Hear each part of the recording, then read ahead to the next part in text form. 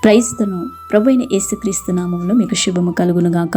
ఈరోజు దేవుని వాగ్దానం, నా దేవుడు నాకు బలమాయను. యెషయా 49వ అధ్యాయం 5వ వచనము.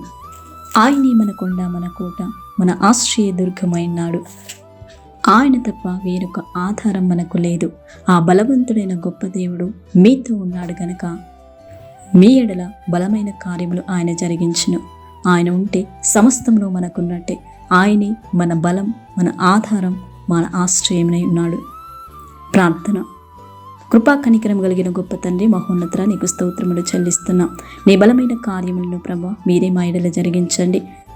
నీవు మా పక్షం ఉండగా మాకు విరోధి ఎవరు?